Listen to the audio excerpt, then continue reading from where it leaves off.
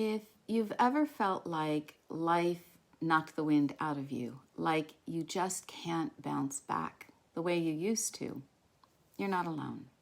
I felt that way too. There were times when life felt like it was coming at me faster than I could keep up. Health challenges, family needs, responsibilities piling up. And I remember thinking, I just don't have what it takes to handle all of this. It was overwhelming. Everyone else seemed to be handling life just fine, and I felt like a failure. Like I couldn't function the way other people could. Even small bits of stress or uncertainty just felt like too much.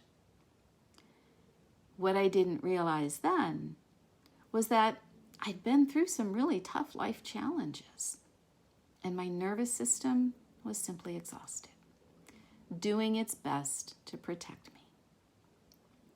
It wasn't that I'd failed or lost strength. I just needed to meet myself with compassion and rebuild my capacity to recover. That capacity, what we often call resilience, isn't something that you're born with or without. It's something that your brain and your whole nervous system can learn.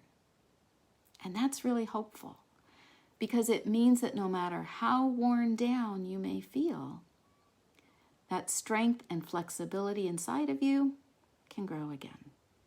One small, gentle step at a time as your nervous system learns safety and trust. When we talk about resilience in the context of mind-body healing, we're really talking about how flexible and adaptable the nervous system can become again. After chronic illness or stress, the limbic system can get stuck in survival mode, constantly scanning for danger, expecting the worst, and overreacting to even small triggers. Resilience is what allows your brain and body to return to calm more easily after stressful events. It's not about avoiding hard things. It's about feeling safe and capable enough to recover from them. And the best part is that this capacity can grow through practice, through compassion, and through small, consistent rewiring steps. And we don't have to do it all at once. Resilience actually grows one small step at a time. Each time we face a challenge and choose to stay present, to breathe through it, or to reach for a calmer thought, every one of those moments is a little training session for your nervous system, teaching it that you can move through difficulty and come back to safety again. I like to think of resilience as something we grow in 3 directions. First is resilience in the present moment. This is about how you meet today, how you respond to stress, uncertainty, discomfort, or fatigue in real time. Resilience in the present grows when you pause before reacting, when you offer yourself compassion instead of judgment, and when you allow small moments of calm to teach your brain that it's safe again. That might look like using your ABC reset, or stepping outside to breathe, or simply saying to yourself, I'm safe in this moment. Each time you do that, your nervous system learns, I can handle this. I can come back to peace. Next is resilience in our future growth. Future resilience is about trusting that you can handle what's up ahead, even when you don't know exactly what's coming.